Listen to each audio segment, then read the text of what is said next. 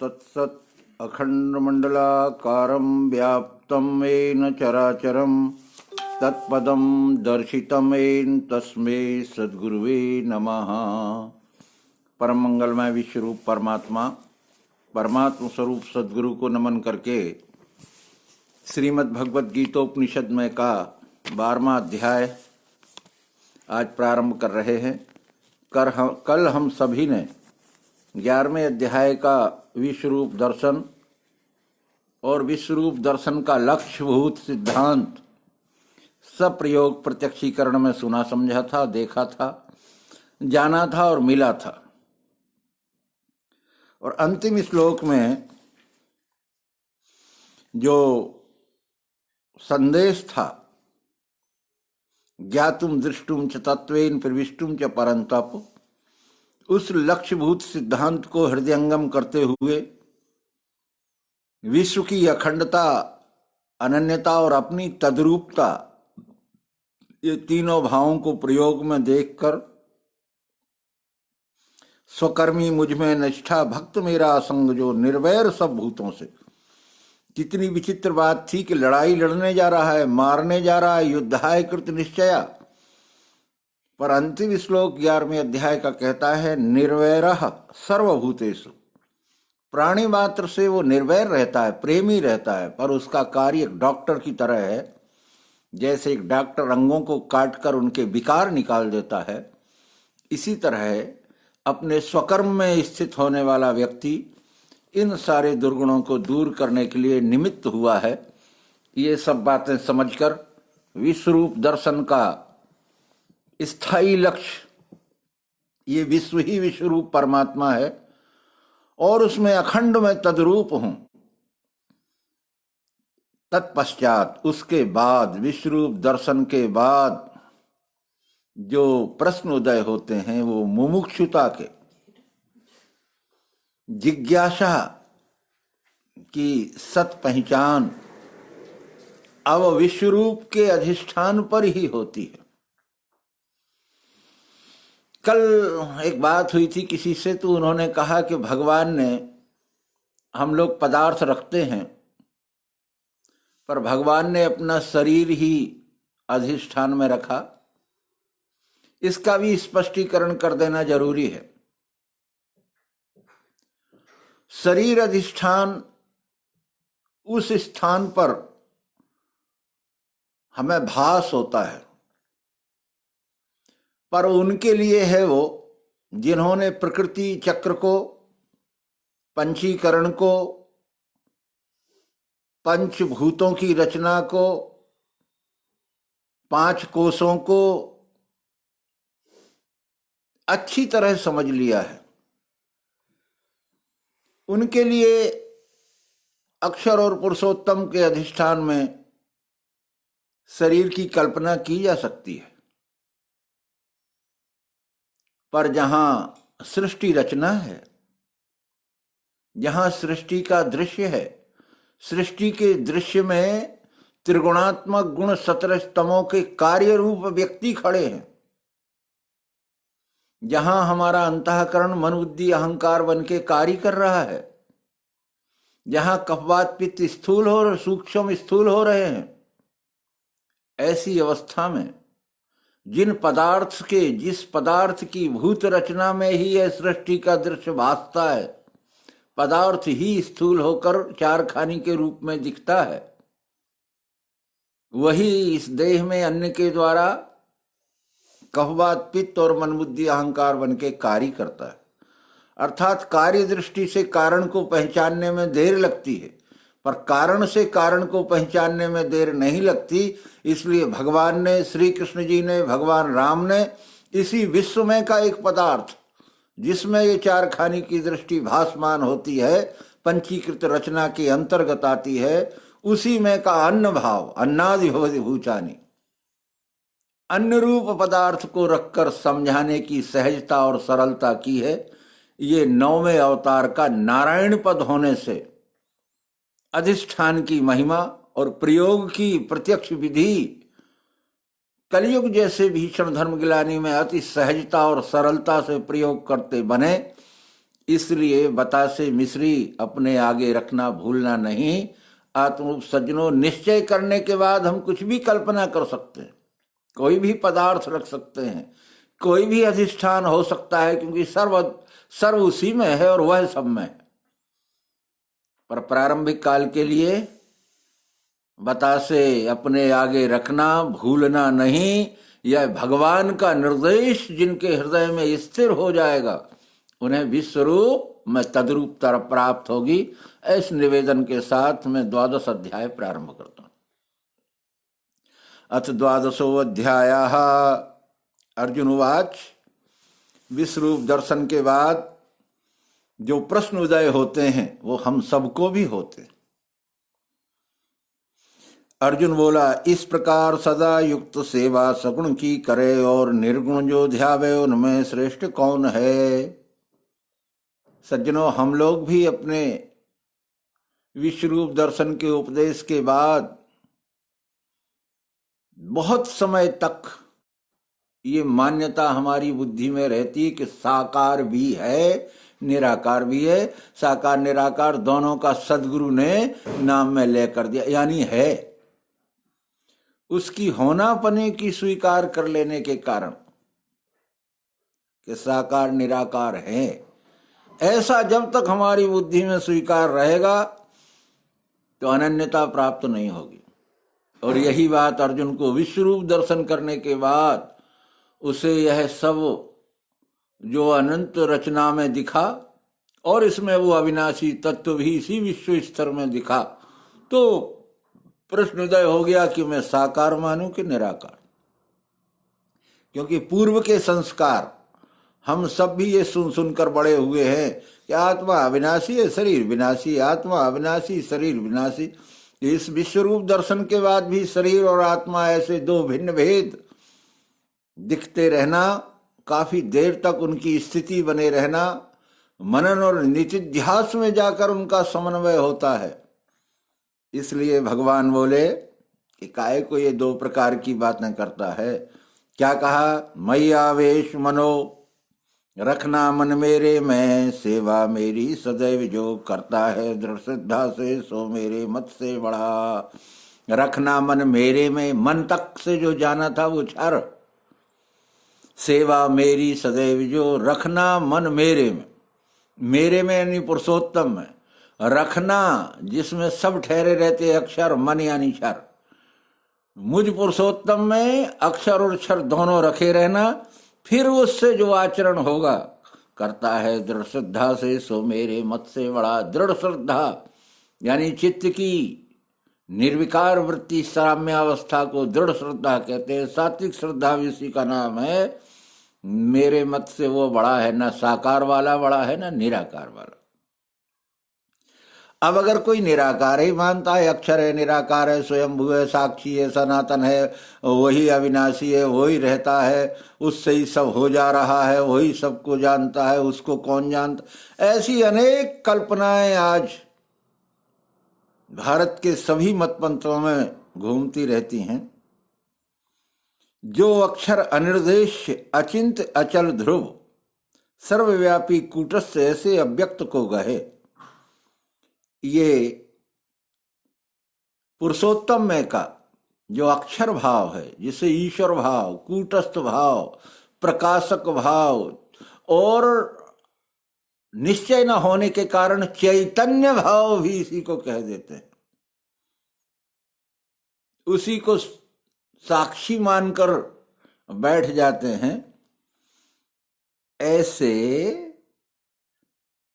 जो अक्षर अनिर्देश अचंत अचल ध्रुव सर्वत्र व्यापी कूटस्थ ऐसे अव्यक्त को गहे। और सर्वत्र समदृष्टि है, भूतों के हित में रहे, बस में इंद्रियां जिसके वह भी मुझ में मिले। सर्वव्यापी जो अक्षर अनिर्देश, ये समझने का त्रिपुटी है। यहां अक्षर है, अनिर्देश है, निर्देशन नहीं किया जा सकता कि ऐसा ही है। इसलिए जब वो अक्षर अनिर्देश हो जाता है तब पुरुषोत्तम हो जाता है। अस्थि भांति प्रिय रूप से जब उसे निर्देशित कर देते हैं तब वो कूटस्थ अचल हो जाता है, और जिस क्षर में व्यापा होने के कारण साम्यावस्था में सर्वव्यापी कहलाता है। ऐसे अव्यक्त, ये क्षरक्षर तो दोनों व्यक्त हैं, एक सूक्ष्म रूप से व्यक्त है, एक मूल माया नाम से व्यक्त है, और एक स्थूल माया नाम से व्यक्त है। ऐसी गंभीरता से इस 12वें अध्याय का ये अनन्य योग, अनन्य भक्ति योग नाम है। इसका त्रिपुटीमय लक्ष्य अगर होगा तो ही पुरुषोत्तम निश्चय स्थिर होगा। और जब वो पुरुषोत्तम में बैठा हुआ होगा तो कैसा होगा? सर्वत्र समदृष्टि है, सर्वत्र समदृष्टि। सर्वत्र अर्थात सब में यानी क्षर में, सम यानी अक्षर भाव से, दृष्टि यानी पुरुषोत्तम, भूतों के हित में रहे। जब उसकी क्षर अक्षर संयुक्त पुरुषोत्तम भाव स्थित होगा तभी वो भूतों के हित में, उसे यह सब मेरा ही स्वरूप है, मैं ही हूं, यह देखकर वो इन्हीं के सत हित में लगा रहता है। लक्षण क्या है? बस में इंद्रियां जिसके वह भी मुझ में मिले। मुझ पुरुषोत्तम में वही मिल पाता है जिसके इंद्रियों में तीनों बातें आ गई, स्थूल इंद्रियां, मन और बुद्धि। ये भी सूक्ष्म इंद्रिय के अंतर्गत आता है। इस सारी की सारी ये पुरुषोत्तम का लक्षण हो गया। अब जो निराकार मानते हैं उनका लक्षण शुरू हो रहा है। अव्यक्त चाहने वाले जो से क्लेश है बड़े, गति अव्यक्त की पावे नरी अत्यंत कष्ट से। पर जो निराकार को पा रहे हैं, जो आंख नाक कान बूंद के कहीं तो है, कोई प्रकाश है, कोई चेतना है, कोई धारणा है, कोई कुंडली है, ऐसी अनंत जिनकी मान्यताएं हैं, वे क्लेश में ही लगे रहेंगे। क्योंकि वो जो ये स्वयं कर रहा है इन सारे कार्यों को, वो स्वयं शरीरधारी है। वो शरीर की ही तो कल्पना में, कभी मन की कल्पना को रोक रहा है, कभी बुद्धि की चेतना को देख रहा है, कभी चित्त की वृत्तियों में लगा। आखिर ये सब कर्ता जो है वो शरीरधारी ही है। तो कहां से मिल जाएगा उसे अलग से निराकार? अव्यक्त चाहने वाला जो कितने ही क्लेश कर ले, गति अव्यक्त की पावे। वो अव्यक्त जो अक्षर भाव से अस्थि भांति प्रिय है, वो सदैव साम्यावस्था में बैठ के उत्पत्ति स्थिति लय में ही अविनाशी रूप से दिखाई देगा। और दूसरे प्रकार से वो किसी पृथकता की सत्ता उसमें है ही नहीं, अलग से दिखने दिखाने का कोई दृश्य ही नहीं है। जैसे जलेबी में व्यापा हुआ सीरा जलेबी की टेढ़ के साथ ही दिखाई देगा, नहीं तो वो जलेबी नहीं होगी अगर अकेला सीरा दिखाई देगा। इसलिए गति अव्यक्त की पावे। वो जो ओतप्रोत एक रस भरा हुआ है वो किससे अलग हो सकता है? कैसे अलग हो सकता है? अलग होके रहेगा कहाँ? उसका ठिकाना क्या है? उसके रहने का स्थान वही क्षर, यही प्रकृति, यही सृष्टि, यही होने वाले 4 खानी के 84 लाख दृश्य है, इसमें ही ओतप्रोत रहता है। इसलिए जब भी दिखेगा, जब भी जाना जाएगा, पहचाना जाएगा, तब वो इसी के साथ रहेगा। पर उसके रस को जानकर, जैसे औषधि पेड़ की रस को जानकर औषधि का काम कर लिया जाता है, इसी तरह उसकी व्यापकता जानकर अविनाशी भाव में स्थिर हुआ जा सकता है। ये निराकार वालों के दुर्गुण यानी विकार हैं। परंतु फिर टोकते हैं कि मत फंसना उसमें। सगुण बिन निर्गुण पंगु विचारा, जाको भेद न जाने गमारा। करत कर्म दुज भटके विप्रहु रटत रटत सुरति सारा। ये मायरन जी का पद है। परंतु जो गहे मुझको सौंपे सब कर्म भी मुझे, अनन्य योग से मेरी करते हैं भक्ति ध्यान से। परंतु जो गहे मुझको, मुझ पुरुषोत्तम को जो ग्रहण कर लेता है, क्षर अक्षर संयुक्त स्वरूप में पुरुषोत्तम विश्वरूप हूं, उसी के लिए सारे कर्म जिसके स्वभावज होने लगते हैं वो अनन्य योग कहलाता है। भक्ति ध्यान से, भक्ति यानी अनन्य रह के, और ध्यान से यानी कर्म करते हुए। कर्म में चूक होना गुणबद्धता ही ध्यान का चूक जाना है, और ध्यान जो है वो सदैव अपने कर्म जागृति में रहना चाहिए, अपने वर्ण कर्म का ध्यान रखते हुए जो आचरण करते हैं, ये है ध्यान रखना। पर वो ध्यान तो तब होगा जब अनन्यता होगी। तुलसी ने एक बड़ी अच्छी बात लिखी थी, जिम बालक राखे महतारी। मैं कल वो देख रहा था, क्या कहलाता है वो, जिसमें जानवर पशु पक्षियों के बारे में दिखाया जाता है। जंगल न्यूज़ थी और पूरे डिस्कवरी, उसमें सबसे ज्यादा मांसाहारी उसका एक नदी का जो जानवर होता है जिसको मगर कहते हैं, विभूति है वो भी अपने बच्चों को मुंह से उठाता था, दांत नहीं लगने देता है, और गले में रख के ले गया और उसने सब पानी में छोड़ दिया। तो ध्यान से उसने जो भी कर्म किया वो ध्यान से किया। ऐसे अनन्य भक्तों को मेरे मैं पार्थ प्रेम से जल्दी उद्धार करता हूं मृत्यु संसार चक्र से। ऐसे अनन्य भक्तों को जो पुरुषोत्तम भाव में बैठे हुए हैं, पार्थ प्रेम से अविनाशी भाव का लक्ष्य कराते हुए ये संसार की उत्पत्ति स्थिति लय से के बंधन से छुड़ा देता हूं। फिर सब मेरे में है, मैं ही सब में पूर्ण भरा हूं, यही दिखता। तो क्या करें फिर? अगर अब अभ्यास ही करना है, चलो पूरा निश्चय नहीं हुआ तो करो, रखना मन मेरे में क्षर भाव से, सौंपना बुद्धि भी मुझे अक्षर भाव से। ऐसा करने से पार्थ मुझ में मिल जाएगा। जिसका मन बुद्धि क्षर अक्षर साकार निराकार द्वंद्व समाप्त हो गया है, वो मुझ में मिल जाता है, वो मेरा ही स्वरूप हो जाता है। अब बताया कि अगर नहीं रख सकते महाराज, अब हम क्या करें, हम तो संसारी हैं, हम बहुत चाहते हैं। वो मुझे याद आ जाता है मार्जरा न्याय, बिल्ली कैसे बच्चे आंख बंद करे पड़े हैं, तो उनके लिए भी है कि अरे भाई तुम भी मेरे ही तो हो, हाँ, कोई भिन्न थोड़ी हो। बुद्धू संतान भी है तो भी मेरी है, योग्य संतान है तो भी मेरी है।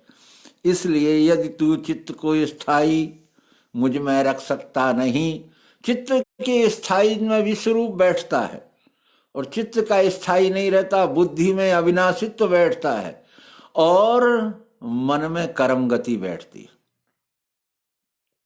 तो मेरी प्राप्ति की इच्छा पार्थ अभ्यास से करो शुरुआत रोज। 5 तत्व निगुण मिलके साकार, उसमें अस्थि भांति प्रिय निराकार सब मिलके ये विश्व रूप परमात्मा।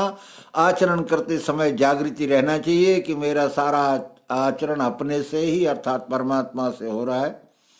चलो भाई अभ्यास नहीं कर पाते, अब हम धंधे में लगे हैं, काम वाले हैं, बहुत सी योजनाएं हैं, समस्याएं हैं, जनहित है, लोक कल्याण है, तो अभ्यास भी जन होवे तो कर्म मेरे लिए करो। यहां से शुरू करो तो जो था पहले जीत ले पार्थ इंद्रियां, तो कम से कम कर्म तुम्हें ये जान के हो कि मैं सत्कर्म के लिए, ये विश्व के ही परमात्मा है, इसके साथ उचित कर्म करूं।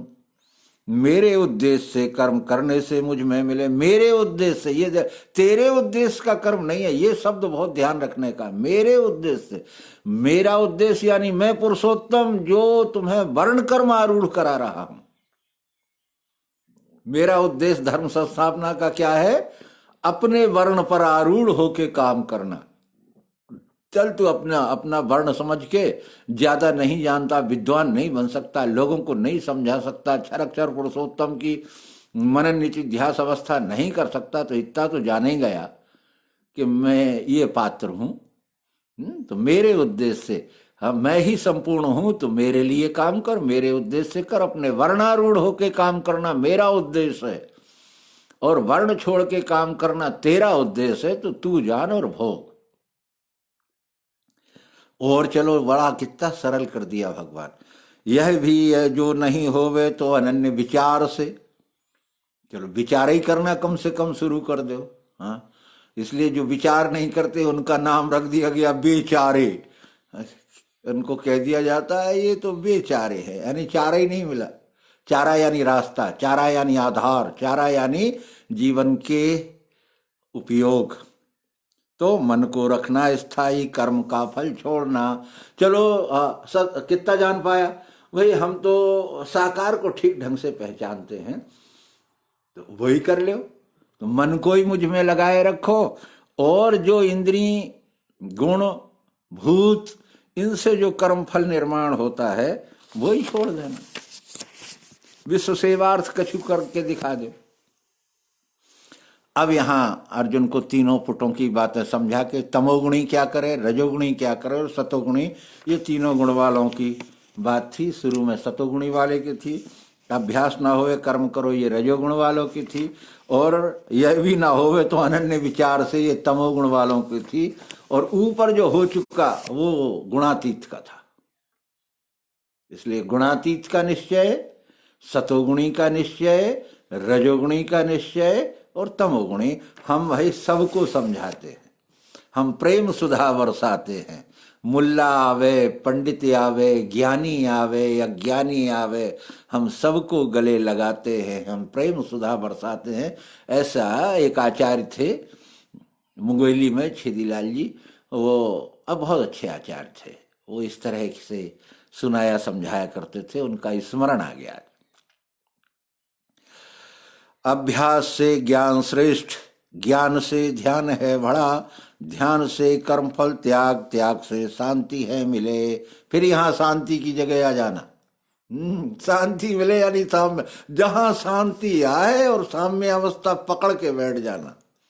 तो अभ्यास से ज्ञान श्रेष्ठ, अभ्यास करने के लिए कर्ता चाहिए, मन और इंद्रियां चाहिए। ज्ञान यानी बुद्धि में अक्षर भाव के प्रकाश हो जाने से कर्ता भाव छूट जाता है। तो अभ्यास से ज्ञान श्रेष्ठ, और ध्यान जानकर होने वाला कर्म, वर्णोचित कर्म जो है वो होने लगे, उसका नाम ध्यान है। मेरा ये वर्ण है भाई, मैं तो यही करना जानता हूँ, यही कर। अब लकड़ी का मास्टर हूं मैं, अब तुम हमसे दीवार उठवाओ तो हम दीवार उठाएंगे क्या? हाँ कह देंगे कारीगर हैं। तो ध्यान से कर्म फल त्याग, परंतु जो अभ्यास कर रहा है फिर ज्ञानी हो गया, ज्ञानी से अपने स्वर्ण में भी हो गया, पर स्वर्ण में भी कर्ता का अभिमान अगर सेत रहा तो त्याग से शांति है मिले। जब वो त्याग का भी अभिमान छोड़ देता है तो साम्य स्वरूप हो जाता है, वहां उसे अपना प्रकाश, स्वयं प्रकाश रूप होते ही कैसा लक्षण लगेगा जो उसमें बैठ जाएगा शांति में, साम्य अवस्था में। अद्वेषी मित्र भूतों का, क्षमी सागर प्रेम का, निर्मोही निरहंकारी, समान सुख दुख में, ये लक्षण प्रकट हो जाते हैं साम्य अवस्था में बैठे हुए। तीनों गुण फिर नहीं मानते। अद्वेषी, द्वेष हमेशा क्षर अक्षर में होता है। मैं साकारवादी, मैं क्या नहीं जानता, मैंने भी एक बार ऐसे ही कह दिया था, मुझे समझा रहे हो क्या मैं कुछ नहीं जानता? यानी हम समझते थे हम भी कुछ जानते। तो अद्वेषी मित्र भूतों का, ये सृष्टि में जो है ये सब मेरे मित्र हैं, मेरे लिए ही मैं इनके लिए बना हूं, ये मेरे लिए बने। क्षमी, अब गए थे गुलाब तोड़ने, इधर लगे हैं उसमें कांटा भी है, तो अब क्षमा तो करना पड़ेगा गुलाब की।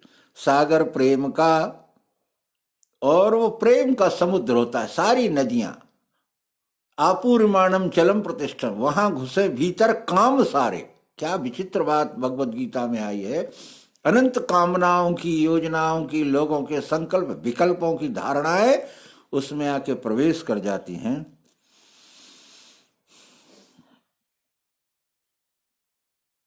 तो क्या हो जाएगा? वहां घुसे ये तो निरहंकारी, क्षमी सागर प्रेम का, निर्मोही, ये बात जरा थोड़ी कठिन है। निर्मोही, मोह कहते हैं प्राप्त वस्तु के बिछुड़ जाने का डर, इछुड़ी बिछुड़ी नहीं है, पर भीतर से डर बना रहता है, अक्सर कर होता है। मैंने भी कल पूछ लिया फोन से, हाँ, तो ऐसा लगता है कि ठीक पहुंच गए कि नहीं। तो हमारे एक मित्र थे, उन्होंने कहा हम जी क्या कर रहे थे, मैंने कहा पूछ रहे, बोले आपको भी लगता है क्या? अरे मैंने कहा मैं कोई पत्थर नहीं हूं, हाँ, अंतःकरण युक्त प्राणी हूं। सत्य के बारे में जागृत रहना ये विकार नहीं है, पर आसक्त नहीं हो, ये कभी समझ में आएगा, थोड़े दिन साथ रह जाओ। तो निर्मोह, निर्माण, असंग वृत्ति, निर्मोही।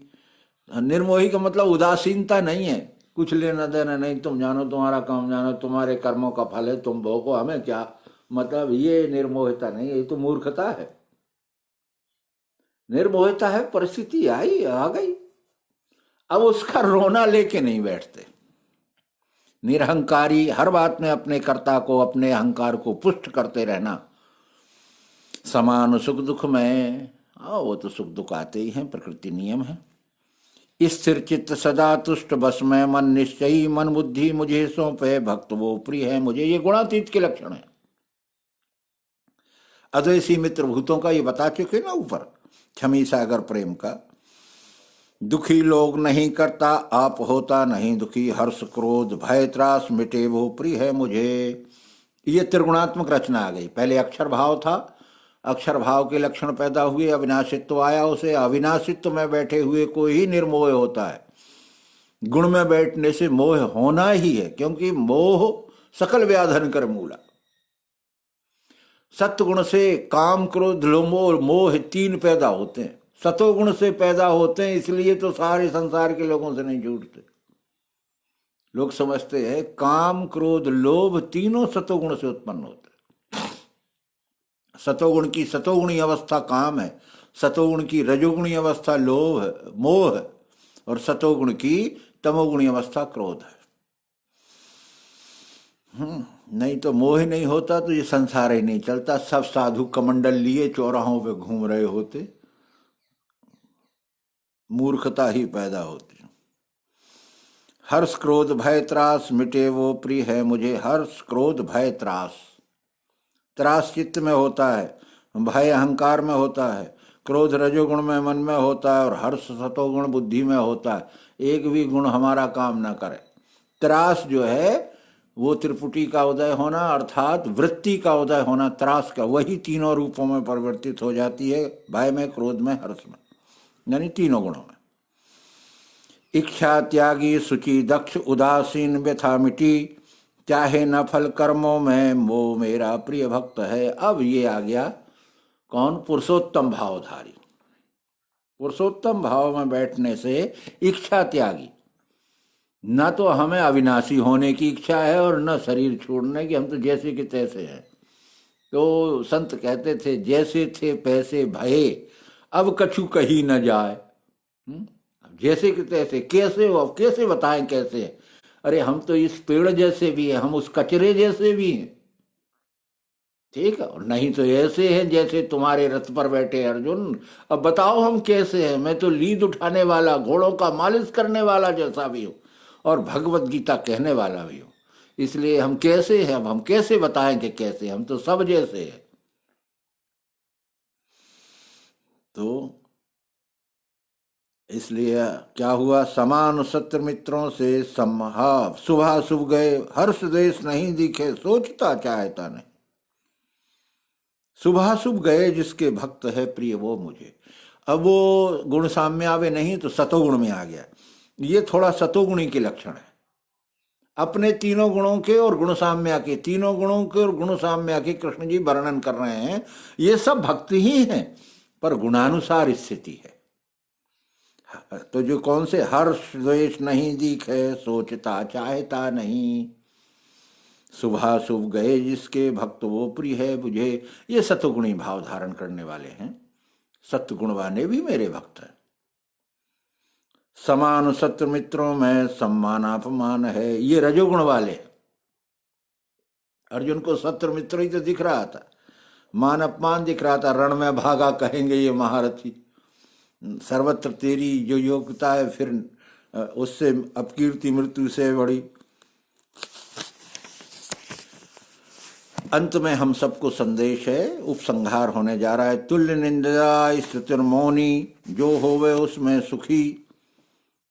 ये निश्चयी पुरुष जो पुरुषोत्तम भाव में बैठा है, वो आगे की जो हम सतोगुणी रजोगुणी तमोगुणी साम्यावस्था, ऐसी मैं अनेक बातें तुझे बताया आया हूं, ये सब मेरे ही हैं। मेरे होने का मतलब इन्हें विश्वरूप दर्शन हो गया, पर होने के बाद उनका जो गुण है वो अभी गुणातीत अवस्था तक नहीं गया। वो अपने अपने गुणानुसार चल रहे हैं, स्ववर्णानुसार लोगों को ही भक्त कहा जाता है, तो वो अपने अपने स्वर्ण में है, पर अभी गुणातीत होने में उन्हें समय है।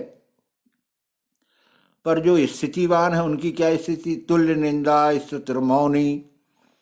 तुल्य निंदा स्तुति, कोई बहुत बड़ी स्तुति करे, सर्वश्रेष्ठ हो, आप सब कुछ जानते हो, आप जानने वाले हो, और ये करे कुछ नहीं जानते, ऐसे होते तो घर बैठे तुम्हारे लालटेन जलती, तुम बड़े पूजनीय हो जाते, तुम्हें सब कुछ प्राप्त हो जाता, तुम्हें जो कह देते वो हो जाता, जैसा आजकल संतों के ऊपर आरोपित किया जाता है झूठा। भक्त मेरा स्थिरमति, स्थिरमति तभी होगी जब पुरुषोत्तम में बैठा होगा। अस्थानी, फिर उसका कोई स्थान नहीं है। क्षर स्थान है हमारा, प्रकृति स्थान है कि पुरुष स्थान है? अब हमारा कोई स्थान नहीं है। हाँ, हम तो सब स्थानों में खेलते हैं, हमारा ही तो है सब। ये घर मेरा है, हम चाहे जिस स्थान में बैठे जब जैसी जरूरत होगी। प्रिय वो मुझे, परंतु जो साकार में बंधे हैं, वो गुण साम्या में जाना चाहते हैं, वो गुणों को जीतना चाहते हैं, वो विषयों से बचना चाहते हैं, फिर वो अपने को अविनाशी सिद्ध करना चाहते, फिर प्रेमी बताना चाहते। ये अरे एक बच्चा गड़बड़ करेगा कान में भी देंगे। अब तुम कहो तो हम किसी में नहीं बंधे, सर्वबंध में निर्मुक्ता, सारे बंधनों से मुक्त हो जाता है, वो अनन्य भक्त है। और वो अनन्य भक्त गुणातीत है। गुणातीत यानी पुरुषोत्तम में बैठा हुआ है। तो वो कैसा होगा अंत में, ये हम सबको संदेश है। अनन्य भक्त जो मेरा श्रद्धा से कहा हुआ, यथार्थ धर्म पाले, वो अत्यंत प्रिय है मुझे। मैंने तीनों गुणों की रचना, साम्यावस्था की रचना और निश्चयी पुरुष, चारों प्रकार से वर्णन कर दिया। अब अपने अपने को देख लेना। विश्वरूप दर्शन के बाद अपनी पात्रता की क्या पहचान हुई हमें? तमोगुणी पहचान हुई तो अभ्यास, रजोगुणी पहचान हुई तो कर्मफल त्याग, सत्वगुणी पहचान हुई तो समझो और समझाओ, और गुणातीत पहचान हुई तो सब कुछ करते हुए कर्ताभिमान त्यागो, और अनन्य हो गए तो प्रश्न ही नहीं उदय होता है कि क्या हो रहा है क्या नहीं हो रहा है, कौन देखने आया। क्योंकि उसमें ना तो मेरा अक्षर भाव, जो प्रकाशक भाव, और ना मेरा अक्षर भाव, दोनों ही नहीं है, हो रहा है। ऐसा निश्चय होते हुए तभी वो अनन्य भक्त कहलाता है।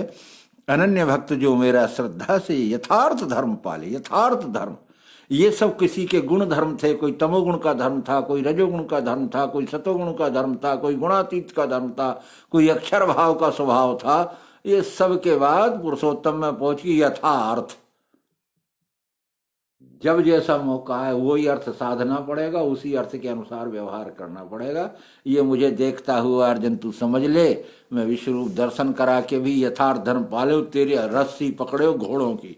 हाँ, ऐसा समझाते हुए ये ब्रह्म विद्या अंतर्गत विज्ञान योग शास्त्र विषयक श्री कृष्ण निजन संवाद रूप भगवत गीतोपनिषद में का भक्ति संज्ञक।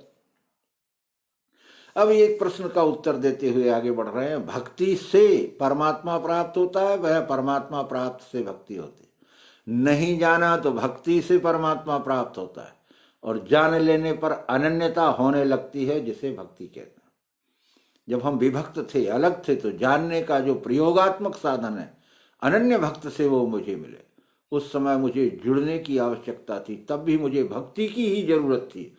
और अब जब जान गया हूं तो अनन्यता से जो होता है तब भी भक्ति की ही जरूरत है। इसलिए भक्ति ही सर्वोपरि है। इस कारण से भक्ति को बहुत बड़ा नाम, आश्रय, प्रतिष्ठा, सम्मान प्राप्त हुआ है। ऐसा समझाते हुए अब 13वां अध्याय प्रारंभ करते हैं।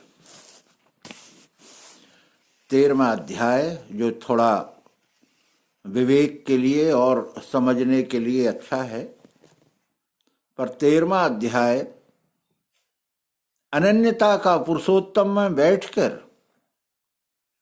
प्रकृति गुणों का, प्रकृति और पुरुष के संयोग से ये सब कैसे होता है, कैसे रहता है, किस में मिलता है, ये प्रश्न जीव में स्वाभाविक उदय होते हैं। और इन प्रश्नों का समाधान अनेक मतपंथों ने अपने अपने ढंग से दिया है। मुझे एक व्यक्ति बता रहे थे कि प्रलय के बारे में एक कोई किताब है जो शायद ईसाइयत की या यहूदियों की होगी, उसमें ये दिखाया गया कि फिर उस राजा ने सारे बीज एक नाव में धरे और फिर वो प्रलय में नाव लेके घूमा, फिर वही बीज उसने बो दिए, सृष्टि हो गई। तो ऐसा ही तो इसमें बताया जाता पुराण में कि जब प्रलय हुआ तो एक नाव थी, वो मारकंडे उसमें सारे बीज लेके बैठ गए और वो मत्स्य के खूंटे में, मछली के खूंटे में बंधी रही, मत्स्य अवतार में वो नाव घूमती रही और वो बीज फिर, इसलिए बीज नष्ट नहीं हुआ। अनंत प्रकार से अनंत लोगों ने अनंत बातें समझाई। सृष्टि का उदय और लय, यह क्रम विचित्र विचित्र प्रकार से समझाया गया है। भागवत आदि में तो कहा गया कि वो एक ही शरीर दो हिस्सों में फट गया, इसलिए काया हो गई। हाँ, का से ब्रह्म हो गया, या से माया हो गई, वो मनु ही, आदि आदि। अंत में कृष्ण जी क्या कहते हैं, सब समस्याओं का समाधान भगवत गीता अपने आप में प्रदर्शित करती हुई ये 13वां अध्याय प्रारंभ करते हैं। 13वें अध्याय की शुरुआत अर्जुन के प्रश्न से नहीं, भगवान के संदेश से है। अनन्य भक्त होने के बाद हमारे मनन में जो प्रश्न उत्पन्न होंगे, हमारा मनन जब निचिध्यास की ओर जाने लगेगा, नित्य वस्तु में मेरा समर्पण होने लगेगा, तब क्या क्या प्रश्नोदय होंगे और उनका समाधान कैसे होता है, इसके लिए इस अध्याय का वर्णन है। ऐसा मुझे पूर्व के आचार्यों द्वारा समझाया गया, जो मैं आपको प्रस्तुत कर रहा हूं। श्री भगवान उवाच, भगवान बोले, इदं शरीरं कौन्ते क्षेत्रमिति विधीयते, एतद्यो वेति तं प्राहुर्क्षेत्रज्ञेति तद्विदः। हे कौन्ते, यही देह कहा है क्षेत्र नाम से। वास्तव में क्षेत्र तो यही है जो आदि अंत मध्य रहित दिख रहा है। क्षेत्र यानी खेत, पर यहां जो वर्णन होना है, यहां जो समझ होना है, वो इस देह की भी होना है। इस देह, ये देह जो एक देशीय देह है, एक देहबद्ध मैं हूं, वो इसी संपूर्ण प्रकृति रूपी देह में तद्रूप हूं। मेरी देह और प्रकृति की देह अभिन्न है, उसमें का एक दृश्य मात्र पृथक भासता है नहीं।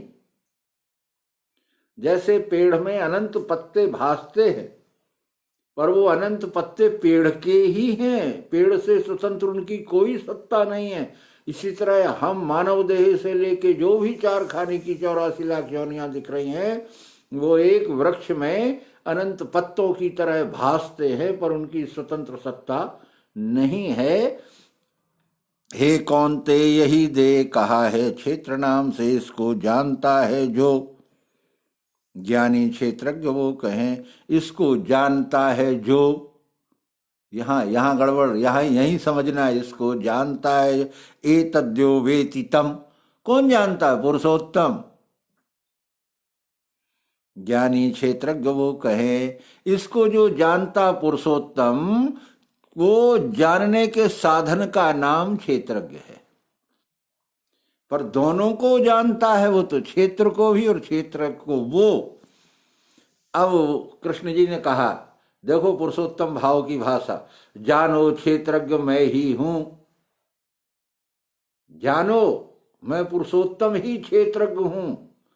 अपने में 2 भाव बना के मैं सदैव बैठता हूं, पेट और पीठ। मेरे ही आनंद के लिए मुझ में ही ये 2 कल्पनाएं, कल्पित भाव हैं। क्षेत्रों में सब भारत, ये जो शरीर क्षेत्र दिख रहे हैं, इन सब में मैं ही अविनाशी रूप से स्थिर रह के उत्पत्ति स्थिति लय का दृश्य अपने में ही देखा करता हूं। स्वराज दर्शन में यही लिखा है।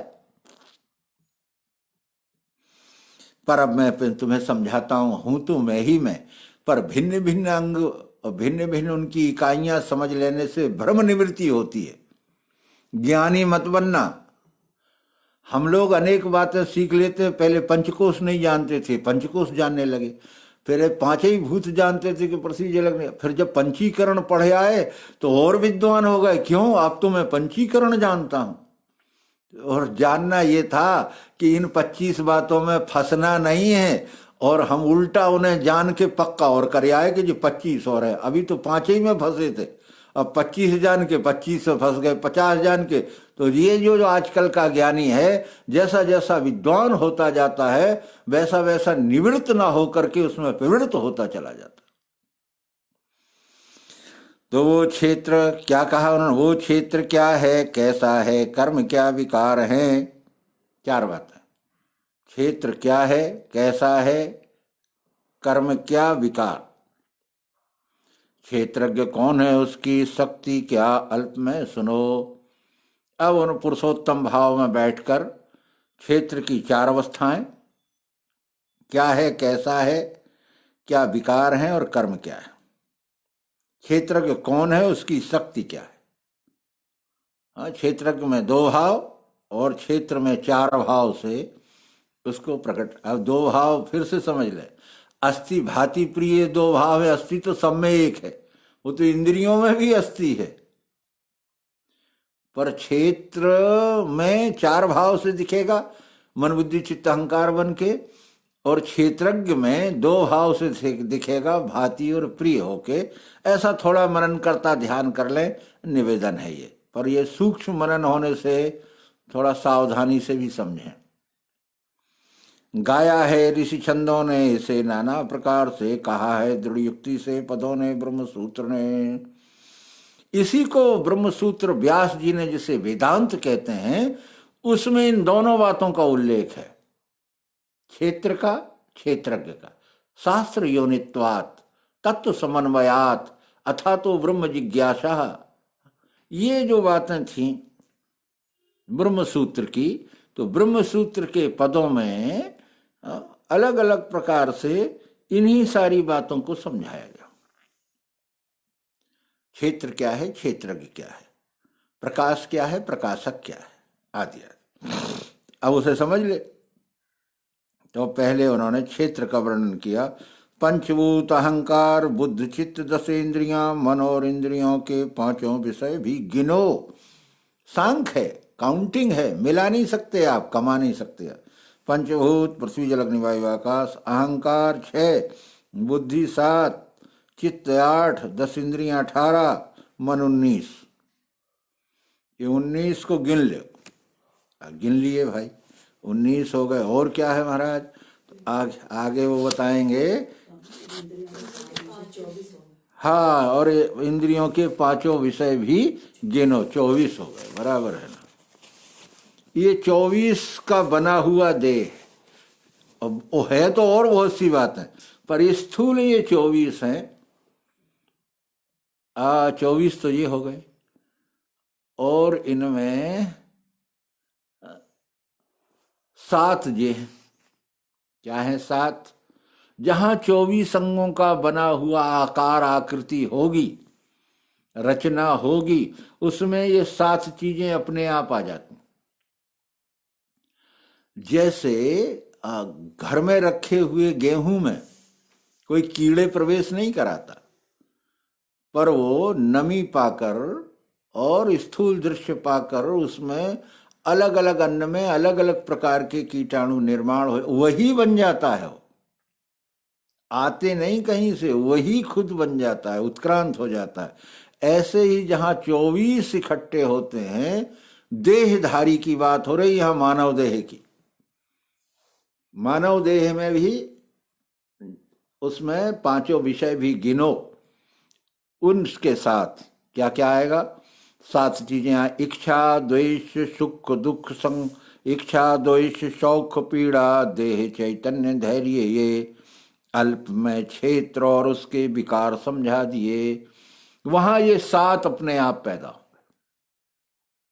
अब सत्य है कि झूठ है ये तो मैं नहीं जानता, पर मेरी जहां तक ख्याल है, मैंने 8वीं 9वीं 10वीं की किसी पुस्तक में देखा था, उसमें उन्होंने बिच्छू पैदा होने का एक दृश्य बताया था। कोई गोबर और किसी मूत्र को गधे आदि की करके ढाक दिया गया तो उसमें अपने आप बिच्छू पैदा हो गया। ये किसी साइंस की किताब में है निश्चित। तो ये 7 चीजें 24 अंगों का बना हुआ जहां शरीर है वहां ये इच्छा होगी होगी, और इच्छा पूर्ति नहीं होगी तो द्वेष होगा, सुख की लालसा होगी, सुख मिले, और सुख नहीं मिले तो पीड़ा होगा, कांटा चुभा दो। शरीर होगा उसका स्थूल, और चैतन्य, और उसमें चेतना होगी, ये वाली गति वाली चेतना जिसको ढूंढते फिर रहे हैं, जिससे हलन चलन बलन हो रहा है, और परिस्थितियों से समन्वय करने का धीरज भी होगा। अल्पमय क्षेत्र और उसके विकार, ये विशेष आकार उसने धारण किए।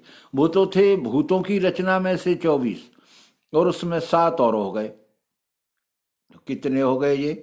24 और 7 31, और 5 प्राण है इसमें, वो नहीं गिने गए, बहुत प्रोत रहते हैं। कितने हो गए? 36। यही 36 गुण हैं, इन्हें प्रयोग में प्रत्यक्ष मिलान करना चाहिए, ऐसा आचार्य लोग कहते हैं। ये अगर ठीक प्राण ठीक मिल गए, स्वास्थ्य ठीक रहेगा। इंद्रियों के विषय ठीक मिल गए, खान पान, रहन सहन, गंध सुगंध आदि, आँखों की विषयों की दृष्टि, क्या किसको प्रिय है, क्या देखना चाहता, क्या नहीं देखना चाहता, आदि आदि, वो अलग विषय है। यहां तक क्षेत्र समझा दिया। अब जरा क्षेत्रज्ञ वाली है कि अगर आप साम्य अवस्था में बैठ गए, तीनों गुणों को जीत लिया, तो क्या प्रकट होगा? तो ये प्रकट होना चाहिए साम्य अवस्था में का अमानित्व, दम्भित्व, अहिंसा, शांति, सौम्यता, सुचित्त, सत्य से प्रीति, स्थिरता, स्वात्म निग्रह। बड़ा लंबा है। वैराग, इंद्रियार्थों में अहम वृत्ति उठे नहीं, जन्म मृत्यु जरा व्याधि देखना दोष दृष्टि से। मैं सब पढ़ देता हूँ। उदासीन, अनासक्ति, स्त्री पुत्र ग्रह आदि में, अच्छा होवे बुरा होवे, स्थिर शांति नहीं हिले, वो आ गई शांति। ठीक है, साम्य अवस्था के लक्षण। अब ये तीनों गुणों का वर्णन है कि जो साम्य अवस्था में बैठा होगा उसमें क्या होगा? अक्षर भाव से जब साम्य में बैठोगे तो तीनों गुणों को जीतोगे। जब तीनों गुणों को जीतोगे तो क्या होगा? अमानित्व, अदम्भित्व, अहिंसा, शांति, सौम्यता, सचित्त, सत्य, ये सतोगुण के बजाय हो गए 7वें श्लोक में। बैराग, इंद्रियर्थों में अहम वृत्ति उठे नहीं, जरा मृत्यु, ये रजोगुण की जीत हो गई। उदासीन, अनासक्ति, इन्हीं में तो आसक्त रहते हम, तमोगुण में। आसक्ति, स्त्री पुत्र ग्रह आदि में, अच्छा होवे बुरा होवे, स्थिर शांति, हो गए ना तीनों गुणों से विजयी।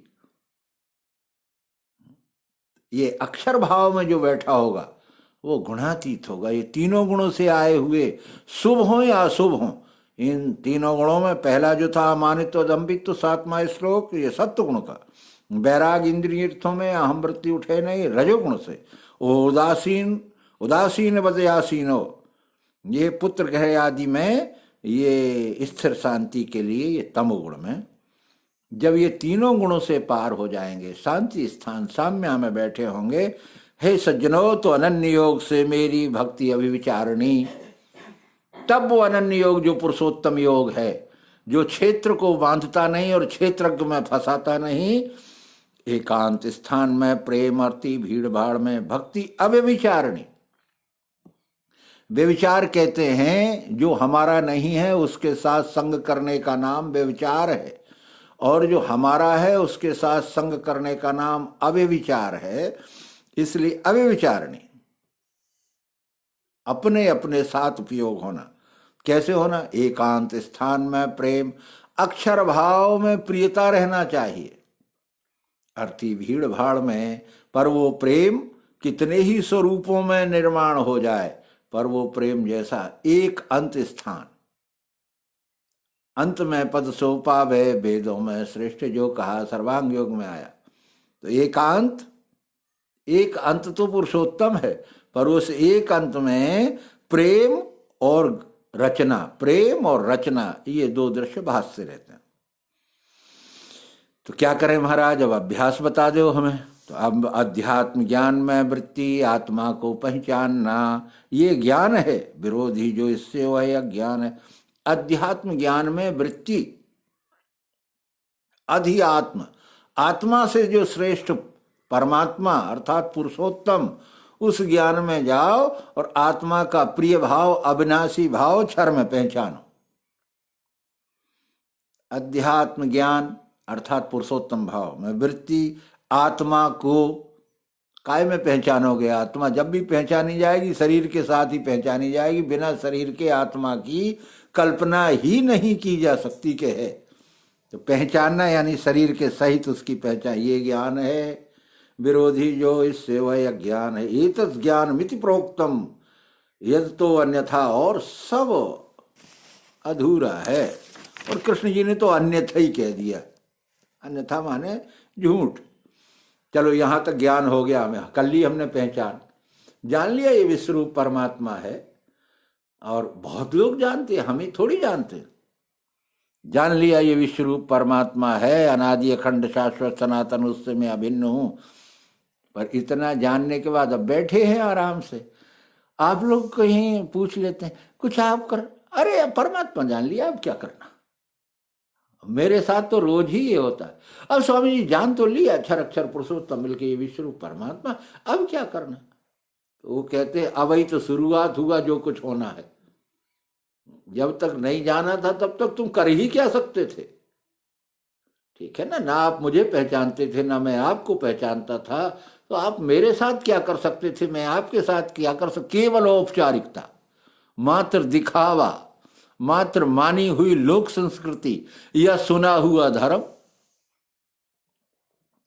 अब क्या करेंगे? अब गे बताता हूं जिसके मुक्ति ज्ञान से, इतनी दूरी पे आके गे का पता चलेगा पुरुषोत्तम का। इतना बड़ा अभ्यास क्षेत्र क्षेत्रज्ञ का करने के बाद गे यानी पुरुषोत्तम। गेय गेयम यत् प्रोक्ष्यामि यज्ञात्वा अमृत अश्नुते। संस्कृत में बहुत अच्छा शब्द है, यस ज्ञात्वा अमृत अश्नुते।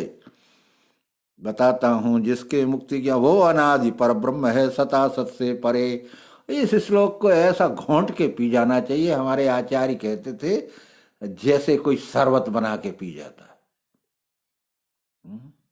वो अनादि पर ब्रह्म, अनादि पर ब्रह्म, ये दोनों आदि हैं, क्षर अक्षर। होते हैं, मिटते हैं, होते हैं, गति करते हैं। है सता सत से परे, सत और असत। सत जैसा मुझे वो अक्षर भासता है और असत जैसा अक्षर भासता है, पर मैं तो परम सत में रहता हूं। तो जो सता सत से परे है वो कैसा है? तो वो ऐसा है, उसे सर्वत्र हैं हाथ पैर मुंह शीश नेत्र हैं, सर्वत्र कान है उसको, सबों में व्याप्त है वही। ये हो गया पंच तत्वों का वर्णन।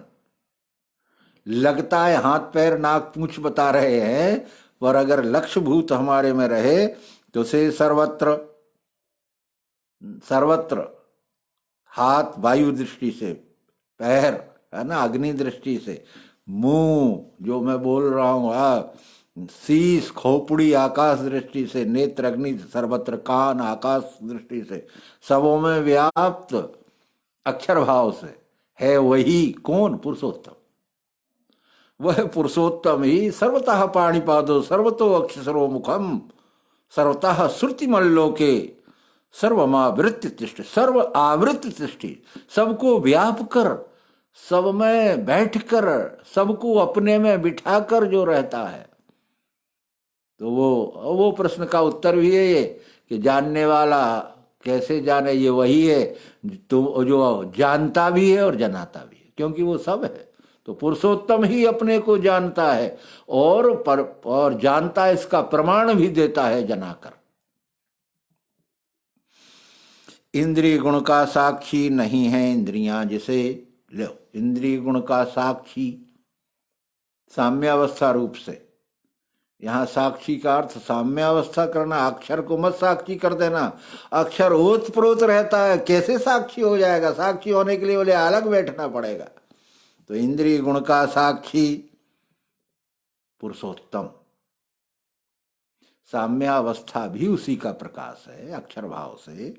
हाँ, तो पुरुषोत्तम इंद्रिय गुण का साक्षी भी है, नहीं है इंद्रियां जिसे, पर अक्षर भाव से उसमें इंद्रियां नहीं है और क्षर भाव से वो इंद्रियां, इन दोनों को जो जानता है वो पुरुषोत्तम है साक्षी। सर्वाधार नहीं बीजे। वो सबका आधार होने से ना तो वो अक्षर में बीजता है, अविनाशित्व में फंसता है, अभोक्ता है गुण निर्गुणी। और वो गुण रूप होने से साकार हो जाता है, निर्गुण रूप होने से निराकार हो जाता है, वही यानी पुरुषोत्तम। यही बात उपनिषद में आई, तदेजति तन्नेजति तद्दूरे तद्वंतिके तदनंतरस्य सर्वस्य तत्सर्वस्यास्य बाहिता ये बभूव बीजानीता तत्र का मोहा का शोका एकत्वम अनुपस्थिति। ईशावासी उपनिषद का मंत्र। अब क्षर गति से देखना शुरू करो। सर्वतः पाणिपादों में उसकी विभूति का वर्णन कर दिया 13वें अध्याय में। सूर्य में तेज उसका है। अब सूर्य के दो अर्थ, एक रह गया क्या, नहीं है भिन्न भूतों से, ये श्लोक रह गया। भीतर बाहर, अच्छा मैं 15वां छोड़ गया, बहुत दूर चला गया। हाँ, भीतर बाहर भूतों के हिलता है स्थिर है, वही वो उपनिषद का मंत्र कहने में ये छूट गया था। भीतर अक्षर दृष्टि से, बाहर क्षर दृष्टि से। अब ये लगता है भीतर बाहर, पर होता ऐसा है, स्टील कोई को नहीं दिखाई देता, गिलास सबको दिखता है, पर भीतर बाहर स्टील ही स्टील है। पर गिलास नाम से, गिलास कार्य से उसे पहचानेंगे, पर वो भीतर बाहर भूतों के, भीतर बाहर भूतों के कैसा है, अक्षर भाव से हिलता है क्षर बनकर। कौन, वो पुरुषोत्तम। सूक्ष्मत्व से नहीं दिखे, स्थूल सूक्ष्म कारण ये तीनों नहीं, सूक्ष्मत्व यानी महाकारण रूप होने से उसमें ये तीनों गुणों के तीन दृश्य भासते हैं। कभी वो स्थूल दिखता है, कभी सूक्ष्म दिखता है। उदाहरण, गिलास दिखा स्थूल दिख गया, और स्टील दिखी सूक्ष्म दिख गया। अरे अभी हमने कारण तो देखा ही नहीं, ये गिलास स्टील दोनों ये विश्व प्रकृति में है, इसी में से निकले, है ना। ये खदान तो विश्व प्रकृति में है, तो कारण तो विश्व प्रकृति हुई। हाँ, तो स्थूल सूक्ष्म इनसे अलग, पर जो विश्व है जिसमें ये क्षर प्रकृति के दृश्य में से ये उत्पत्ति दिखाई दी स्टील की, और स्टील से फिर प्लेट से धातु हुई, धातु फिर स्टील बनी, और स्टील से गिलास बना। पर वो सूक्ष्म तत्व, वो तो विश्व है, दूर है और पास है। अज्ञानियों को बहुत दूर है। दूर है का मतलब जिन्हें इस तत्व दर्शन का लक्ष्य नहीं है उनके लिए बहुत दूर है, और जिन्हें तत्व दर्शन का लक्ष्य है उनके लिए मुझको कहाँ ढूंढे बंदे, मैं तो तेरे पास में, ना काबे कैलाश में। नहीं है भिन्न भूतों से, दिखता भिन्न भिन्न है, नहीं है भिन्न भूतों से। ये जो सृष्टि दिख रही है ये वही बनी हुई है, अर्थात शक्कर ही सारी मिठाइयों के रूप में है, तो वो कहेगी नहीं है भिन्न। मैं किसी भी जितने ये बने हुए दुकान में रखे ये, पर दिखता भिन्न भिन्न है। वो सब शक्कर के ही हैं, पर उनकी रचनाएं, उनके स्वाद, उनकी बनावट, उनमें मिलावट, ये सब भिन्न भिन्न दिखता। भोगे भूत भरता है, लय उत्पत्ति को करे भोगे, अर्थात वो पुरुषोत्तम भूतों में अक्षर भाव से भरा हुआ है। वो भूत भरता, ये पंच तत्वात्मक जो रचना है उसमें अक्षर भाव से, मिठास रूप से, अविनाशी रूप से भरा हुआ है, इसलिए लय उत्पत्ति को करे। इस कारण उसमें उत्पत्ति स्थिति लय होते हुए वो अविनाशी बना रहता है। ये सब बातें पुरुषोत्तम में बैठ के हो रही हैं, इसलिए हो रही हैं कि ऐसा न लगे कि अविनाशी कुछ अलग है, विनाशी कुछ अलग है, परिवर्तन कुछ अलग है, बनने वाला कुछ अलग है, मिटने वाला आदि आदि। अब थोड़ा विकास करना चाहते हैं। सूर्य में तेज उसका है, कहा है तम से परे। यहाँ दो प्रकार से अर्थ कर लेना इसका। बुद्धि को भी सूर्य कहते हैं। पुरुषोत्तम का लक्ष्य अगर हमारी बुद्धि में बैठ जाएगा, क्योंकि हमारी बुद्धि में अभी संसार के क्षर लक्ष्य का बैठा है, तो हम गुणों में सुख ढूंढते हैं। फिर थोड़ा ज्ञान हो जाता है तो अक्षर लक्ष्य हो जाता है, तो अविनाशीपन में सोचते ये तो सब होता रहता है, पर अब अविनाशी है, हम तो आगे देख लेंगे। तो परंतु सूर्य में तेज उसका, यानी पुरुषोत्तम का जो तेज है, पुरुषोत्तम ही प्रकाश बन के तेजस्वी ज्ञान ज्योति से करता हूं भ्रम दूर में। यह सूर्य का अर्थ इस ब्रह्मांड में चमकने वाले अग्नि की विभूति से भी है, उसमें भी वो पुरुषोत्तम ही चमक रहा है। कहा है तम से परे, पर ये जो विशेषण लगा दिया गया तम से परे, तो तम से परे का अर्थ है तम रज सत्य इन सबसे परे वो गुणातीत है। ज्ञान गे ज्ञान गम ये त्रिपुटी, ज्ञान गे ज्ञान गम। ज्ञान इंद्रियां मन से होता है, गे अब वो गे बताता हूं बुद्धि से होता है, और ज्ञान गम चित्त में बैठ के सर्वरूप हो जाता है। ये त्रिपुटी आ गई अब यहाँ। ये अब ज्ञाता ज्ञान गे, हाँ किस में परिवर्तन हो गई? ध्याता ध्यान ध्येय में, ज्ञान गम में हमारा ध्येय मिल गया हमें। यही ध्येय था मानव देह लेने का। आखिर मनुष्य शरीर लेने का क्या उद्देश्य? ध्येय यानी उद्देश्य। तो ज्ञान गे ज्ञान गम, यहाँ ज्ञान गे अक्षर हो गया, यहाँ ज्ञान गम पुरुषोत्तम हो गया। अर्थात जो समझाते आए हैं समझने वाला भी इसमें विलय हो जाए, नहीं तो फिर वो समझने वाला फिर खड़ा हो जाएगा अलग से, अपने आप को पृथक सिद्ध करने लगेगा। तो ज्ञान गम आखिर में वो कहते हैं, यह संक्षेप में क्षेत्र ज्ञान गे लखा दिया, जानने से ए मेरा भक्त, जानने से पावे मेरा भक्त अनन्यता। संक्षेप में ले, और संक्षेप बता रहे हैं, विस्तार हो जाएगा तो पुराण बन जाएगा। अकेला क्षेत्र में एक पुराण बना हुआ है पूरी भागवत, अकेला ज्ञान के लिए एक किताब बनी हुई वेदांत, गे के लिए भगवत गीता बैठी है खुद ही। जानने से पावे मेरा भक्त, जानने से, ज्ञातुम दृष्टुम प्रविष्टुम, इसको जान लोगे तो इसकी जो अनंत प्रकार की धारणाएं हैं उनसे बच जाओगे। और क्या जानोगे आखिर में, अंत में कैसे रहना है, क्या निश्चय हुआ इतना सब स्वभाव वस्तु का जोड़ा है सनातन जान, तो विकार गुण होते हैं पैदा जानो स्वभाव से। कब रहनी बता रहे, पुरुषोत्तम के रहने की क्या स्थिति है, पुरुषोत्तम भाव धारण करने वाला किस तरह रहता है, स्वभाव वस्तु। मैं विश्व रूप वस्तु रूप है, और उसमें क्षर अक्षर ये उसके दो स्वभाव हैं, दो स्वभाव, एक स्वभाव नहीं है, उसमें से दो स्वभाव प्रकट हो, वो दो प्रकृतियां होती हैं, मूल और विकृति। ये सनातन है, विकार गुण होते हैं पैदा जानो, वो स्वभाव में से जो मूल माया है वो छोड़ करके जो स्थूल माया है उसमें से ये गुण विकार पैदा होते हैं। तो मूल माया जहां की तहां रह जाती है और विकार आगे हो जाते हैं। अब आया कार्य कारण कर्तव्य, इनका बीज स्वभाव है। कार्य कारण कर्तव्य, कार्य क्षर दृष्टि से, कारण अक्षर दृष्टि से, कर्तव्य पुरुषोत्तम दृष्टि से। वस्तु की चर्चा चलने लगी अब यहाँ पुरुषोत्तम भी गया। हाँ वस्तु यानी विश्व। जो व्यक्ति की चर्चा चली थी, व्यक्ति बन के जो समझाने वाला उत्तम पुरुष बैठा है, गुणातीत पुरुष बैठा है, अवतार बैठा है, उसका भी विलय वस्तु में होता है। हमारा भी होना चाहिए। कार्य कारण कर्तव्य, इनका बीज स्वभाव। जीव दृष्टि से भी देख ले अगर हम इसे, तो हमारे में कार्य कारण, यहाँ कारण की कहीं कहीं कारण भी है। कार्य कारण कर्तव्य, कर्तव्य है निज वर्ण, साधन है वो कारण जो अक्षर भाव से, और कार्य यानी क्षर भाव से। इनका बीज स्वभाव यानी साम्य अवस्था।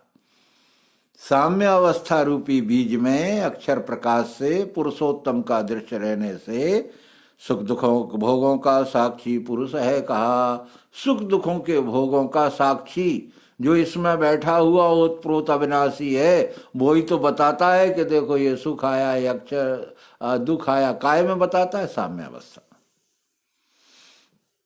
अब जीवात्मा की फिर से चर्चा है। प्रकृति के द्वारा आत्मा भोगे गुण स्वभाव के। जहां प्रकृति के द्वारा भोग आ जाएगा वहां जीव हो जाएगा। गुण स्वभाव के, गुणों के संग से ही ये देखे योनि बुरी भली।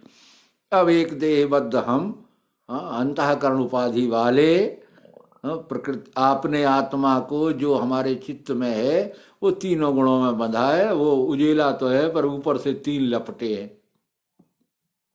बस यही पढ़ाई होती रहती, सबरी कवायद परेड इसी पे होती है। मल विक्षेप आवरण उनके नाम धर दिए गए, उन्हीं के स्वभाव में। इसलिए तू तो जानकार है, तू उसमें मत फंस। ऐसा कह के फंसे है ही तो जैसी बात होती है। बहेलिया आएगा, दाना डालेगा, फंसे फंसाए भी चिल्लाते रहते।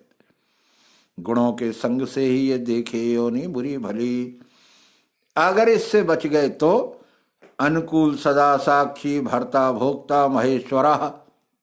जो इस भाव से, जो अक्षर अर्थात क्षर में ही जो हमारा चित्त का प्रकाश है उसी को परमात्मा मान के फंस जाते हैं, उनसे जो बच गए, जिन्होंने पुरुषोत्तम भाव जान लिया, तो क्या होगा? अनुकूल सदा साक्षी, सदा साक्ष्य देने वाला जो पुरुषोत्तम है, जो अपने अक्षर भाव से अपनी उपस्थिति दर्शाता है, ये है उसका साक्षीपना।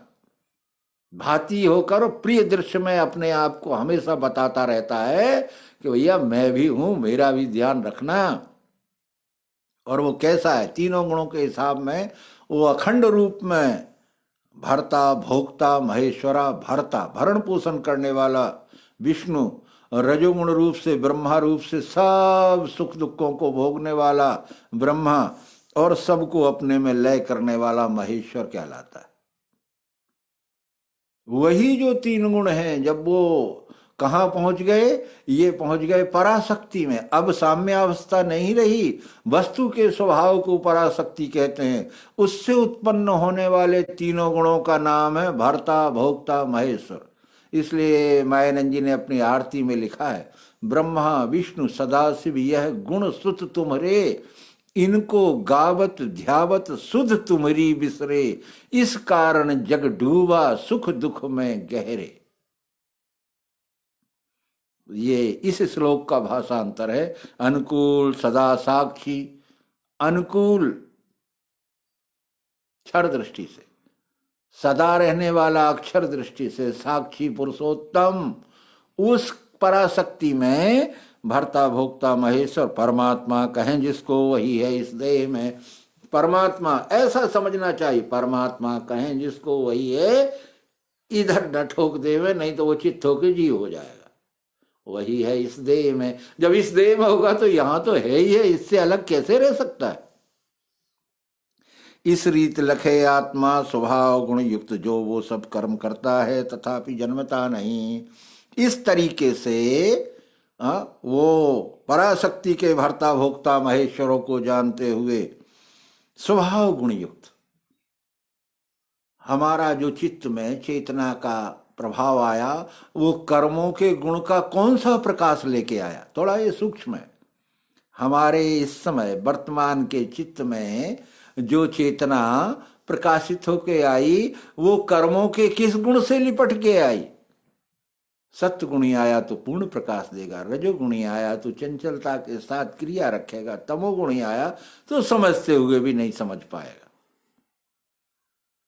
और अगर वो गुणातीत आया, स्वभाव गुण युक्त, जो वो सब कर्म करता है, सब करते हुए भी जन्मता नहीं है, क्योंकि वो कर्तापन का भाव नहीं है। अक्षर प्रकाश में सब कुछ होता रहता है, और होने जाने का अभिमान त्यागने के कारण उसमें कहीं कोई आपत्ति अड़चन बंधन नहीं है। अब थोड़ा सा ऐसे देख लेते हैं, 15 मिनट है अभी। आत्मा को अब जरा पंथाइयों वाली बात आई। ये तो हो गए निश्चय, यहां तक वो सब कर्म करता है तथापि जन्मता नहीं, झुट्टी। तत्वदर्शी पुरुषोत्तम भाव में बैठे हुए व्यक्ति की पूर्णता हो गई। अब जरा गुणों की लीलाएं भी सुन लें। तो गुणों की लीला सुनो। अब ये तीन गुणों की चर्चा होगी, कैसे कैसे फंसे और कैसे कैसे छूटे। आत्मा को ध्यान से कोई हिये में मन से लखे, कोई सांख्य ज्ञान द्वारा और कोई कर्म योग से। इतने प्रकार शुरू हो गए। अब ये बने प्रकार। कोई आत्मा को ध्यान से, हृदय में ध्यान करो, वो प्रकाश रूप ज्योति प्रकट हो जाएगी। अब कुछ नहीं है, चित्त है स्वयं। स्वयं का चित्त ही उन्हें लगता है मन से। मन रोको, मन नहीं जाने दो, संसार में फंसा देता है। जो जो आजकल का आधुनिक वेदांत है वो मन पे डंडा लिए बैठा रहता है, वो 24 घंटे मन को मारते रहते हैं, कुछ करने ही नहीं दे। अरे श्रृंगार काय को करके आए, ये तुम्हें अभी तक इस तरफ आसक्ति बनी, ऐसी फालतू फालतू बातें करते हैं, देह सजावट को और देह निवारण को ही लगे। कोई सांख्य द्वारा, सांख्य में कहा गया है कि अनेक प्रकार के जीव हैं, अपने अपने कर्म भोग रहे हैं, प्रकृति एक है और पुरुष अनेक है। ये कबीराज पंथ ये अनेक पुरुषों की कल्पना करके और उन्हें मोक्ष मार्ग में पहुंचाया करते हैं। कोई कर्म योग से, हम तो और कुछ नहीं जानते, हम तो भैया गणनंता गणपति को महवा वाले हैं, ले आओ पूजन करवा लो, यज्ञ कराओ समान, ये कर्म योग द्वारा में। जिन्हें ज्ञान नहीं ऐसे औरों से सुन के, अब कुछ ज्ञान नहीं है चलो कथा ही सुनी आए, तो अब बेचारे कथा भी सुनने आ जाते हैं। भजते हैं वे भी भक्त मृत्यु के, भजते हैं, अगर उन सब में से भी उन्होंने वह पुरुषोत्तम का लक्ष्य प्राप्त कर लिया, अनन्यता उन्हें प्राप्त हो गई, तो भी कम से कम वो मृत्यु भय से तो छूट जाएंगे, निश्चय ही धीरे धीरे होगा। मृत्यु भय से छूट जाने के लिए महाराज परीक्षित ने प्रयास किया था, पर वो संत कोटि में नहीं पहुंच सका। मृत्यु भय तो छूट गया, एक पक्ष है केवल, क्षर में जो अविनाशी बैठा है उससे तुमने अपने आप को अविनाशी दृश्य तो देख लिया, परंतु और जो तुम्हें करना चाहिए था अनन्य भक्त तो हुए ही नहीं, हो गए अविनाशी। चलो इतना ही हो जाए, ये सतोगुणी है। जो जो उत्पन्न होता है स्थिर व चर विश्व में, वो संयोग से हो वे क्षेत्र और क्षेत्र के। पर लोग कहते हैं कर्म हो रहा है, सृष्टि हो रही है, सृष्टि विकास हो रहा है, सृष्टि पतन हो रहा है, अरे जब जन्म मृत्यु लेंगे तो सुख दुख भोग रहे हैं। ये सब क्षेत्र और क्षेत्रज्ञ का संयोग है। इसमें क्षेत्रज्ञ एक देह में जीव कहलाता है, विश्व में अक्षर कहलाता है, कूटस्थ कहलाता है, उसमें ये सब हो रहा है। अनासी सब भूतों में अनासी एक रूप से स्थित है परमात्मा, जो देखे जागता वही। पर इन सब में सब सोने वाले, इतनी बातें जो कर लेते हैं बातें ही बातें हैं, प्रयासरत हैं, पर अनासी सब भूतों में विनाशी। ये जो परिवर्तनशील सारी सृष्टि है इसमें अक्षर भाव से अनासी अक्षर बैठा हुआ है, स्थित है परमात्मा। वो पुरुषोत्तम ही अनासी और विनाशी दो दृश्यों में अपना खेल खेलता रहता है। जो देखे वह जागता, ऐसे पुरुषोत्तम भाव में जो बैठा हुआ उसी को जागना मानना चाहिए, वही जागा हुआ है। अन्यथा कोई साकार में सो रहा है, कोई निराकार में सो रहा है। हाँ, किसी को साकार अभिमान है, किसी को निराकार अभिमान। क्यों? अगला श्लोक है, व्याप्त है सम सर्वत्र परमात्मा, यह देख के आत्मभाव नहीं त्यागे वो पावे परमाम गति। व्याप्त है अक्षर दृष्टि से, सम सर्वत्र क्षर में परमात्मा यानी पुरुषोत्तम, पुरुषोत्तम को अक्षर भाव से सब में व्यापा हुआ देखे, तो ये देखने वाला कौन हो जाएगा? एक नया प्रश्न खड़ा कर दूं, अरे वो पुरुषोत्तम ही है जो अपने आप को देखने के लिए ये सारी रचना करता है और उसी में खुद बैठता है और खुद ही अपने में विलय कर लेता है। इसलिए इसका उदाहरण मकड़ी दिया गया। मकड़ी अपने जाले को अपने मुंह से निकालती है, फैलाती है और फिर अपने में ही समेट लेती। आत्मभाव नहीं त्यागे, वो आत्मभाव अर्थात प्रेम भाव, वो प्रेम से ही तो तुमने पैदा किया है, चाहे सृष्टि संतान हो, चाहे घर हो, चाहे मकान, ये काहे के लिए बनाया? प्रेम ने ही तो इन सब का निर्माण किया है, ऐसा कर लीजिए, ऐसा कर लीजिए, ऐसा कर लीजिए। हाँ, वो हमारे ही प्रेम का दृश्य हम अनेक रूपों में देखा करते हैं, तो फिर काहे को त्यागते हो उसे? अरे अब इसमें क्या धरा है? धरा नहीं है तो फिर बनाया काहे को? धरा ही है।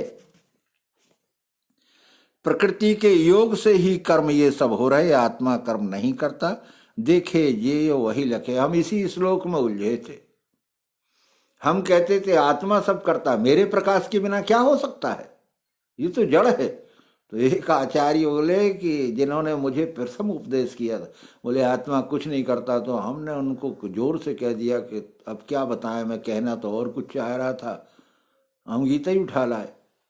उन्होंने कहा देखो इसमें लिखा है आत्मा नहीं करता। अरे हमें लगा कि हम तो बुद्धू बन गए, हार गए इनसे।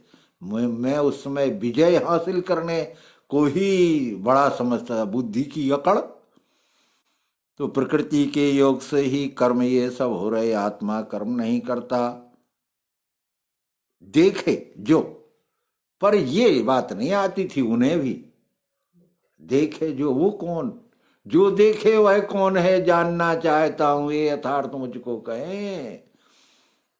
बोले ये तो हम नहीं जानते। एक आ रहे हैं महाराज जी यहाँ मनोरंजनालय में, बिरला जी बुला रहे हैं, और उनके पास आप चलो, आप उन्हीं से। अखिलानंद जी नाम था, हम गए, उन्होंने उपदेश धर के समझा दिया, 2 मिनट में खेल हो गया। जो देखे वह कौन है, प्रश्न मिल गया। क्या देखा? अनेक भाव भूतों के देखे एक ही रूप में, उसी से विश्व है जाने ब्रह्म संपन्न है वही। अनेक भाव भूतों के, 4 खाने की 84 लाख योनियों का ये भाव धारण किए है, तो पंच ही भूत है ना। ये हमारे सामने मोबाइल रखा है, हमारे सामने डिब्बा रखा है, मिश्री रखी है, ये सब पंचभूत इन्होंने भूत भाव उद्भव करा। ये भूतों के भाव हैं। मैं अपने को आदमी कह रहा हूं भूत भाव से। तो अनेक भाव देखे एक ही रूप। अगर हम भूत दृष्टि से देखते हैं तो भी वो एक ही हैं। 5 भूतों का लय देखते हैं तो भी वो एक है।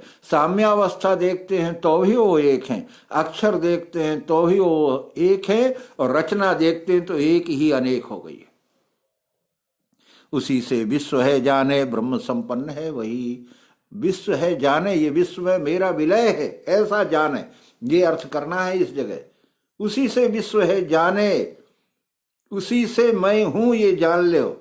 मेरे से वह नहीं है, मैं उससे हूं, इसलिए सदैव उसमें विलय हूं। ब्रह्म संपन्न है वही, वही अखंड और संपूर्ण पूंजी का मालिक है। जब मैं उसमें विलय हूं इतने बड़े भंडार में, तो फिर इतने बड़े भंडार का भी तो मैं ही मालिक हूं। गुण याद नहीं इससे परमात्मा विनाश है, देह में स्थित है तो भी करता बीजता नहीं। एक देश में गुण आदि नहीं, अर्थात गुणातीत है, साम्य अवस्था है। परमात्मा अविनाश है, अक्षर भाव से पुरुषोत्तम, देह में स्थित है, चित्त में चैतन्य बन के, प्रकाश बन के, तो भी वो करता बीजता नहीं। वो अपने होने का प्रमाण देता रहता है, और ये भी कहता रहता है कि जैसा करोगे वैसा भोगोगे, जैसा करोगे वैसा भोगोगे। एक देह में आकाश सर्वव्यापी ज्यों सूक्ष्म है बीजता नहीं, वैसे ही सब देहों में रहे आत्मा फंसे नहीं। ये प्रमाण इसलिए देना पड़ा कि गुणों के संग से देखे योनि बुरी भली। तो ये बुरी भली योनि तो देखता है, तो तुम कहते हो बीजता नहीं। हाँ, नहीं बीतता है। अरे मैं जलेबी में घुस गया, अब कुत्ते को डाल दी गई तो कुत्ते ने भी खाई, ठीक है, तो मेरी मिठास में क्या अंतर आया? ठीक, इसलिए मुझे किसी गुण में बंध नहीं है। वो अनाड़ी उपयोग कर ले, कुत्ते वाले उपयोग कर ले, चाहे ज्ञानी खा ले, हमने तो उसे मिठास ही दी। हमने अपनी मिठास में कोई आरोप प्रत्यारोप नहीं किया कभी।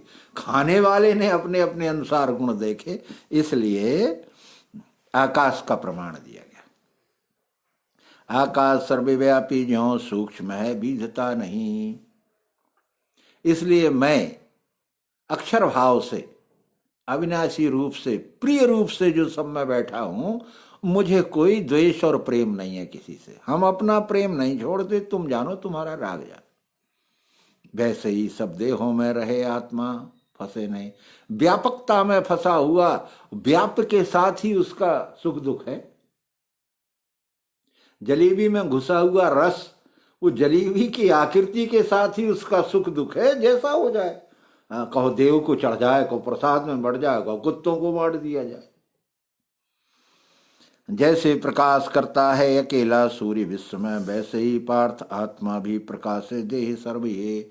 यहाँ आत्मा भी प्रकाश है, देह सर्व ये वो वेदांत वाला प्रमाण बिल्कुल ठीक है। यहाँ अनेकों घड़ों में पानी भरे होने से एक ही सूर्य अनेकों घड़ों में प्रकाशित होता है, दिखता है। ठीक इसी तरह से वो एक ही आत्मा हर चित्त में प्रकाश बन के जीवात्मा के रूप में प्रकाशित होता है। इसलिए इसे प्रतिभाषित नाम भी दिया गया, प्रतिबिंब नाम भी दिया गया।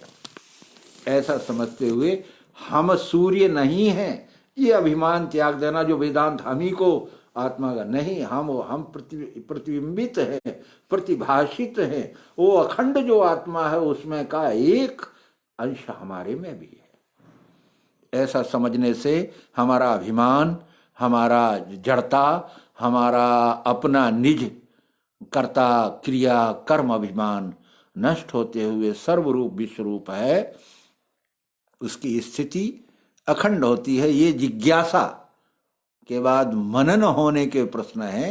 ये 11वां अध्याय विश्वरूप दर्शन होने के बाद पहले क्षेत्र क्षेत्रज्ञ, फिर शरीर से कैसे कार्य करूं प्रश्न खड़ा होता है। जान लिया परमात्मा, आप क्या करें, ये करो। इस तरह से एक देह में रहते हुए भी किस तरह निर्लेप रहते और कर्ता भाव से हम रह सकते हैं। क्षेत्र क्षेत्रज्ञ का भेद ऐसे जो ज्ञान चक्षु से देखे, प्रकृति से मोक्ष भूतों का ब्रह्म है वही। बहुत अच्छा अंतिम वाक्य है।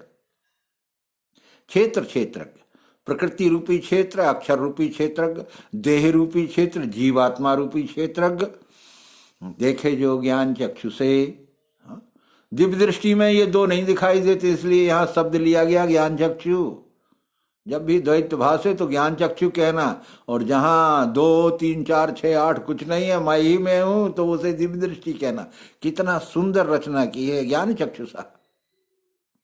देखे प्रकृति से मोक्ष, देखे प्रकृति से मोक्ष अक्षर भाव, ब्रह्म है वही।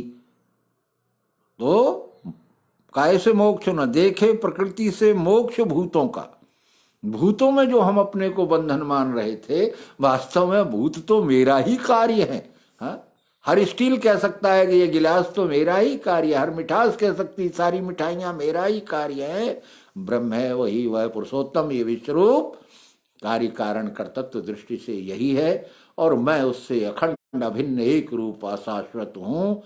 ऐसा जानकर, देखकर, पहचान कर अपने एक देहता को भी इस विश्व में विलय करते हुए अनन्य योग के द्वारा, अखंड योग के द्वारा क्षेत्र क्षेत्रज्ञ को जानकर जो आचरण करते हैं वो मनन की ओर चले जाते हैं, अनन्यता की ओर जाते हैं। ऐसा समझाते हुए यहाँ ब्रह्म विद्या अंतर्गत विज्ञान योग शास्त्र विषयक श्री कृष्णार्जुन संवाद रूप श्रीमद् भगवद गीतोपनिषद में का क्षेत्र क्षेत्रज्ञ संज्ञक अध्याय 13वां संपूर्ण हुआ। सद्गुरु भगवान की जय, विश्वरूप परमात्मा की जय, सनातन धर्म की जय। ओम शांति।